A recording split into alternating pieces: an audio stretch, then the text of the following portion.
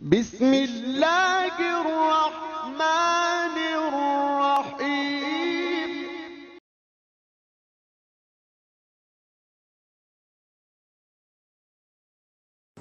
نحمده ونصلي ونسلم على رسوله النبي الكريم اما بعد فاعوذ بالله من الشيطان الرجيم بسم الله الرحمن الرحيم انما المؤمنون اخوة فاصلحوا بين اخويكم واتقوا الله لعلكم ترحمون۔ مسلمان بھائی ہیں تو اپنے دو بھائیوں میں صلح کرو اور اللہ سے ڈرو کہ تم پر رحمت ہو۔ آج کے بیان کا موضوع جنتی محل کی قیمت۔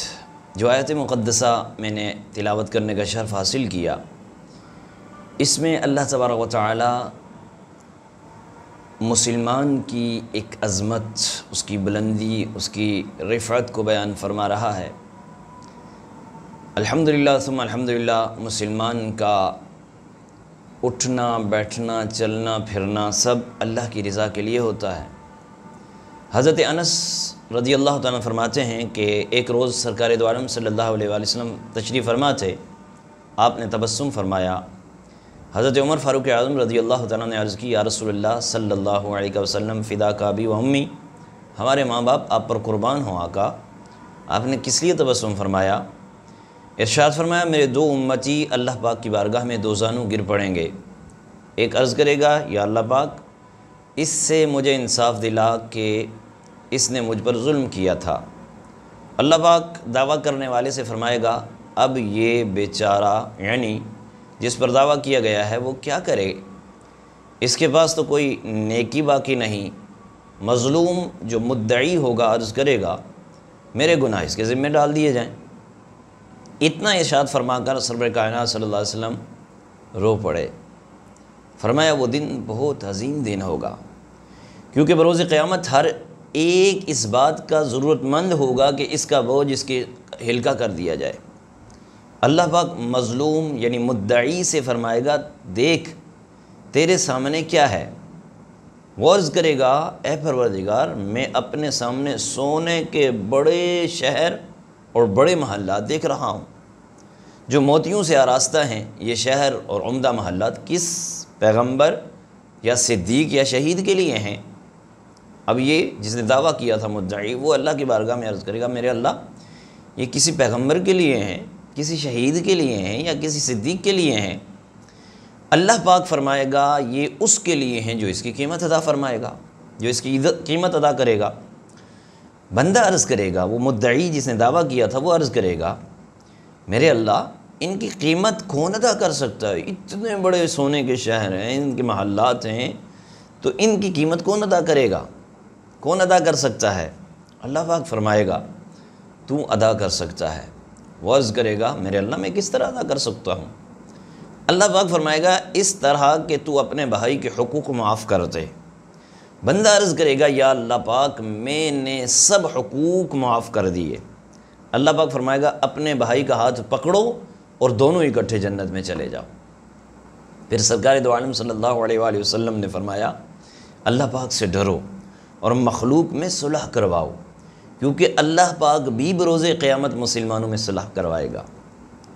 بلا حساب ہو جنت میں داخلہ یا رب، پڑوس خلد میں سرور کا ہو عطا یا رب۔ بیان کردہ حدیث پاک کے ضمن میں کچھ معروضات یا کچھ اہم نکات بیان کیے جا رہے ہیں، پیش کیے جا رہے ہیں۔ پہلی بات یہ ہے کہ یہ معلوم ہوا کہ قیامت ابھی قائم نہیں ہوئی، میدان محشر کے معاملات، بندوں کے حساب و کتاب، جزا اور سزا کے فیصلے کا وقت ابھی آنا باقی ہے، ابھی آیا نہیں ہے۔ مگر قربان جائیے نگاہ مصطفیٰ صلی اللہ علیہ وآلہ وسلم پر، قربان جائیے آقا کریم کی اس پاک نگاہ پر، علوم مصطفیٰ صلی اللہ علیہ وسلم اور بالخصوص علم غیب مصطفیٰ صلی اللہ علیہ وسلم کی شان و عظمت پر کہ رب کریم کی عطا سے غیب کی خبر دینے والے مکی مدنی آقا صلی اللہ علیہ وآلہ وسلم نے قیامت سے پہلے ہی قیامت میں ہونے والے واقعات کو نہ صرف ملاحظہ فرما لیا بلکہ صحابہ کرام علیہم رضوان کے سامنے اس کا اظہار بھی کیا۔ تم کو علم غیب مولا نے عطا فرما دیا، تم کو علم غیب مولا نے عطا فرما دیا، کر دیا ہر جا پہ حاضر اور ناظر یا نبی۔ دوسری بات یہ کہ بندوں کے حقوق کا معاملہ بہت نازک ہے۔ میدان محشر میں ایک بندہ اپنا حق طلب کرنے کے لیے دوسرے بندے کے خلاف بارگاہ الہی میں دعویٰ کرے گا۔ افسوس اب ایسا لگتا ہے کہ دین سے دوری اور بے عملی کے سبب لوگوں نے بندوں کے حقوق کے معاملے میں بہت ہی ہلکا سمجھ لیا ہے، معاملہ بہت ہی ہلکا سمجھ لیا ہے۔ مثلا کہیں سیٹھ نوکروں کے حقوق ادا نہیں کر رہا، کہیں جو سیٹھ ہے وہ نوکروں یعنی ورکروں کے جو حقوق ہیں وہ ادا نہیں کر رہا، کہیں نوکر سیٹھ کی چیزوں کا نقصان کر کے اس کے حقوق ضائع کر رہے ہیں، کہیں والدین بچوں کو ان کے حقوق دینے پر راضی نہیں ہو رہے، تو کہیں اولاد ماں باپ کے حقوق پر ڈاکہ ڈالے ہوئے ہیں، کہیں بیوی اپنے شوہر کے حقوق میں کوتاہی کر رہی ہے، تو کہیں شوہر حقوق جو ہیں، کہیں شوہر بیوی کے حقوق ادا کرنے سے جان چھڑا رہے ہیں، کہیں رشتہ داروں میں حقوق کی ادائیگی کے معاملے میں سالوں سے جنگ چھڑی ہوئی ہے، جنگ جاری ہے، کہیں پڑوسیوں کے حقوق میں کوتاہی ہو رہی ہے۔ یاد رکھیے، یہاں اگر کسی کا حق مارا ہے تو عقل مندی اسی میں ہے کہ وہ یہیں پر ادا کر دیا جائے یا معاف کروا لیا جائے، ورنہ آخرت میں شدید رسوائی کا سامنا کرنا پڑے گا۔ چنانچہ رسول کریم صلی اللہ علیہ وسلم نے ارشاد فرمایا نا کہ قیامت کے دن تم لوگ ضرور حقداروں کو ان کے حق سپر کرو گے، حتیٰ کہ بے سینگ والی جو بکری ہے، سینگ والی بکری سے بدلہ لیا جائے گا۔ مطلب یہ ہے کہ اگر تم نے دنیا میں لوگوں کے حقوق نہ ادا کیے نا تو ہر صورت قیامت میں ادا کرو گے، یہاں دنیا میں مال سے اور آخرت میں اعمال سے۔ لہٰذا عقل مند وہی ہے کہ دنیا میں ادا کر جائے ورنہ پچھتانا ہی پڑے گا۔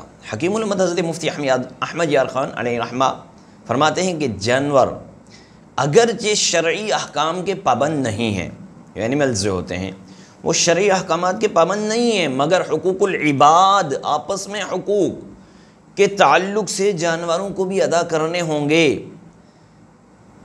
جانوروں کے آپس کے معاملات کس طرح ہوں گے؟ آئیے سنتے ہیں مفتی صاحب کیا فرماتے ہیں۔ اگر دنیا میں سینگ والی بکری نے نا بے سینگ والی بکری کو سینگ کھونپا ہوگا تو قیامت میں سینگ والی بکری کے سینگ بے سینگی والی بکری کو دے کر اور اس کے بدلے میں سینگ کھونپا دیا جائے گا۔ روز محشر شہاں مجھ گنہگار کا، آپ رکھنا برم تاجدار حرم۔ تیسری بات یہاں یہ معلوم ہوئی کہ آپس میں صلح صفائی سے رہنا اللہ پاک کو بہت پسند ہے۔ آپس کی جو صلح ہے، آپس کی جو صلح صفائی ہے، یہ اللہ پاک کو بہت پسند ہے۔ رب کریم قیامت کے دن بھی اپنے بندوں کے درمیان صلح کروائے گا، انہیں جنت میں صلح کروا کر جنت میں داخلہ عطا فرمائے گا۔ لہٰذا اگر ہم اللہ پاک کو راضی کرنا چاہتے ہیں، اللہ کی رضا حاصل کرنا چاہتے ہیں، اللہ کو خوش کرنا چاہتے ہیں، تو ہمیں کیا کرنا ہوگا؟ اگر ہم رسول ہاشمی صلی اللہ علیہ وآلہ وسلم کو راضی کرنا چاہتے ہیں، اگر ہم معاشرے کو پرامن دیکھنا چاہتے ہیں، اگر ہم محبت کو عام کرنا چاہتے ہیں، اگر ہم جنت میں داخل ہونا چاہتے ہیں، اگر ہم جنتی نعمتوں سے لطف اٹھانا چاہتے ہیں، اگر ہم قیامت کے دن ذلت و رسوائی سے بچنا چاہتے ہیں نا، تو ہمیں بھی چاہیے کہ ہم آپس میں صلح کرتے رہیں اور صلح کرتے رہنے کی عادت بھی بنائیں، اور جنت کے حقدار بنانے والے اس عمل کو خوب عام بھی کریں۔ ہمت کیجئے اور اپنے نفس کی خاطر ہونے والی لڑائیوں سے ہاتھ یعنی فوراً مسلمانوں سے صلح کر لیجئے۔ اگرچہ آپ بڑے ہوں، اگرچہ قصور آپ کا نہ ہو، الحمدللہ ایسی صلح کروانا ہمارے پیارے آقا صلی اللہ علیہ وسلم کی سنت بھی ہے نا۔ اور اللہ پاک نے قرآن کریم میں صلح کروانے کی جو ارشاد فرمایا، تلقین فرمائی، وہ میں نے سورہ حجرات کی آیت نمبر 10 پارہ 26 میں جو شروع میں تلاوت کی، انما المؤمنون اخوة فاصلحوا بین اخویکم واتقوا اللہ لعلکم ترحمون، پارہ 26 سورہ الحجرات آیت نمبر 10، فرمایا مسلمان بھائی ہیں تو اپنے دو بھائیوں میں صلح کرواؤ اور اللہ سے ڈرو کہ تم پر رحمت ہو۔ اسی طرح احادیث مبارکہ میں بھی صلح کروانے کے کئی فضائل بیان ہوئے ہیں۔ چنانچہ نانا حسنین صلی اللہ علیہ وآلہ وسلم نے ارشاد فرمایا، کیا میں تمہیں روزہ، نماز اور صدقے سے افضل عمل نہ بتاؤں؟ ذرا سنیے، روزہ، نماز اور صدقے سے افضل عمل۔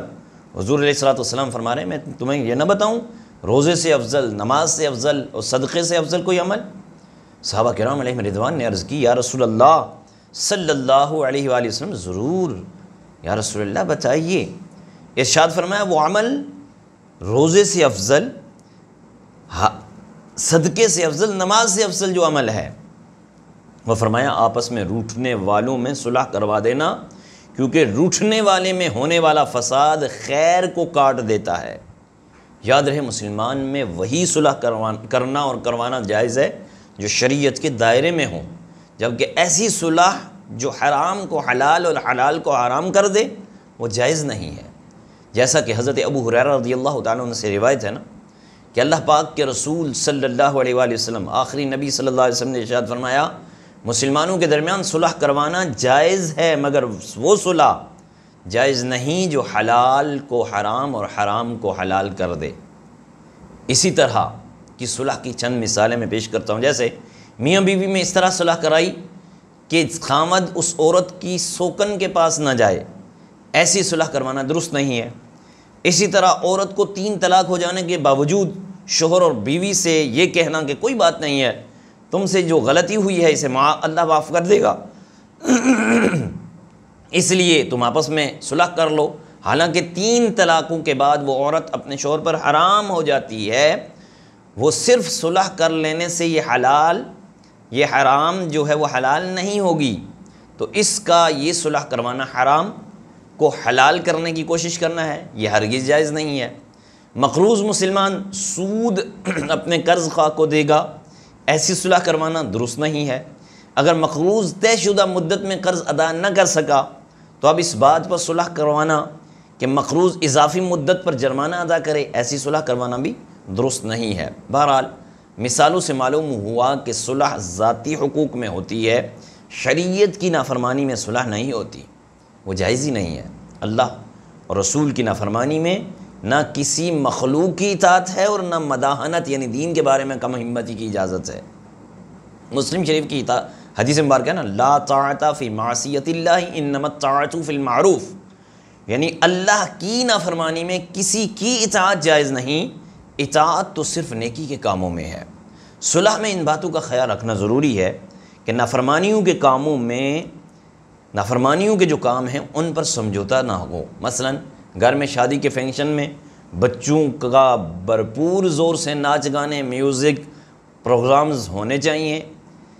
اب ماں باپ بچوں کی ناراضی سے بچنے کے لیے اس بات پر سمجھوتا کر لیں گے کہ اسلام میں صلح کی بڑی اہمیت ہے، اس لیے ہم بچوں کی مان لیتے ہیں، تو ایسی صلح ناجائز ہے، حرام ہے، جہنم میں لے جانے والا کام ہے۔ ناچ گانا، فلمیں، ڈرامے، باجے، یہ سب جو ہے ناجائز ہیں، اس پر صلح نہیں ہو سکتی۔ بچے ناراض ہوتے ہیں تو ہوتے رہیں، بچوں کو اجازت نہیں دی جائے گی کہ وہ ناچ گانے کریں، اس کو پاک محفل بنائیں۔ شادی کی محفل ہے تو اس کو پاک بنائیں، 2 بندھن جڑ رہے ہیں نا، 2 خاندان جڑ رہے ہیں، تو اس میں اگر برکت لانی ہے تو سنت کے مطابق کریں۔ یہ ناچ گانے پہلے سے شیطان کو داخل کر دو گے تو وہ کہاں آپ کو گھر امن کا گہوارہ بننے دے گا۔ بہرحال صلح کے فوائد بھی ہیں نا، اللہ پاک ہمیں شریعت کے تقاضوں کے مطابق صلح کرنے کی توفیق عطا فرمائے۔ یاد رکھیے، صلح کرنا ایک اچھا کام ہے، صلح سے اللہ پاک اور اس کے رسول کی رضا ملتی ہے، صلح سے قبر کے مراحل جو ہیں وہ آسان ہو جاتے ہیں، صلح سے آخرت کے منازل آسان ہو جاتے ہیں، صلح سے بندہ جنت کے قریب ہو جاتا ہے، صلح سے بندہ جہنم سے دور ہو جاتا ہے، صلح سے لوگوں کی نظروں میں عزت اور وقار میں اضافہ ہوتا ہے، صلح سے بندے کی نیک نامی ہوتی ہے، صلح سے بندے کی نیک نامی ہوتی ہے، اور صلح جو ہے نا وہ شیطان کو ذلیل اور رسوا کرتا ہے، صلح سے روٹھے ہوئے خاندان کی ناراضیاں دور ہوتی ہیں، صلح سے رشتہ داروں کے ساتھ اچھا سلوک کرنے کا جذبہ ملتا ہے، صلح سے سکون اور قرار نصیب ہوتا ہے، صلح سے بے چینی اور بے سکونی کا خاتمہ ہوتا ہے، صلح سے ٹینشن دور ہوتی ہے، ڈپریشن کا خاتمہ ہوتا ہے۔ الغرض صلح کے بے شمار فوائد ہیں، دنیاوی فوائد بھی ہیں اور آخرت کے فوائد ہی فوائد ہیں۔ افسوس کہ اتنے فوائد ہونے کے باوجود کچھ لوگ صلح سے کتراتے ہیں اور دوریاں بڑھاتے ہیں، یقیناً اس کی بنیادی وجہ علم دین سے دوری ہے۔ جی ہاں، علم دین سے دوری کے سبب یہ چیزیں ہوتی ہیں۔ ایسے موقع پر شیطان بھی اپنا جان بچھا کر، جو اس کا جال ہے نا، وہ جان تن من کی بازی لگاتا ہے اور جال بچھا کر لوگوں کو صلح کرنے سے دور کرتا ہے اور دشمنیوں کے سلسلے برقرار رکھنے کی اپنی بھرپور کوشش کرتا ہے۔ ہمیں ہمت کرنی چاہیے اور صلح کر کے دین اور دنیا کے فوائد پانے کی کوشش کرنی چاہیے۔ صلح کے معاملے میں ہمارے بزرگان دین کا کیا انداز تھا، ذرا سنیے۔ ایک ایمان افروز حکایت ہے لیکن ہے بڑی زبردست۔ حضرت ابو ہریرہ رضی اللہ تعالیٰ عنہ فرماتے ہیں رسول اللہ صلی اللہ علیہ وسلم نے فرمایا کسی مسلمان کے لیے جائز نہیں ہے کہ وہ اپنے بھائی سے 3 راتوں سے زیادہ قطع تعلق کرے اور صلح میں پہل کرنے والا جنت میں پہلے داخل ہوگا۔ صلح میں پہل کرنے والا جنت میں پہلے داخل ہوگا۔ حضرت ابو ہریرہ رضی اللہ تعالیٰ عنہ فرماتے ہیں مجھے پتہ چلا کہ حضرت امام حسن اور حضرت امام حسین رضی اللہ تعالیٰ عنہ کے درمیان کسی وجہ سے بات چیت بند ہے، تو میں نے حضرت امام حسین رضی اللہ تعالیٰ عنہ سے کہا لوگ آپ دونوں کو اپنا مقتدی یعنی پیشوا سمجھتے ہیں، آپ آپس میں قطع تعلق نہ کیجیے، اپنے بھائی کے پاس جائیں اور ان سے بات چیت کیجیے، کیونکہ آپ ان سے عمر میں چھوٹے ہیں۔ اس پر حضرت امام پاک نے فرمایا اگر میں نے رسول اللہ صلی اللہ علیہ وسلم کا یہ فرمان نہ سنا ہوتا نا تو صلح میں پہل کرنے والا جنت میں بھی پہلے جائے گا تو میں ضرور ان کی خدمت میں حاضر ہوتا، مگر میں یہ پسند نہیں کرتا کہ ان سے پہلے میں جنت میں چلا جاؤں۔ سبحان اللہ، کیا بات ہے میرے آقا امام پاک کی۔ یعنی بڑے بھائی جان کے لیے وہ اس لیے بیٹھے ہوئے تھے کہ بڑے بھائی جان آئیں صلح میں پہل کریں تاکہ مجھ سے پہلے جنت میں وہ جائیں۔ حضرت ابو ہریرہ رضی اللہ تعالیٰ عنہ فرماتے ہیں کہ حضرت امام پاک امام حسین رضی اللہ تعالیٰ عنہ کے یہ مخلصانہ جذبہ سن کر میں حضرت امام حسین کے پاس گیا اور انہیں سارا واقعہ بتایا تو حضرت امام پاک امام حسن رضی اللہ تعالیٰ نے فرمایا صدق اخی، میرے بھائی نے سچ فرمایا ہے۔ پھر آپ کھڑے ہوئے اور اپنے بھائی حضرت امام حسین رضی اللہ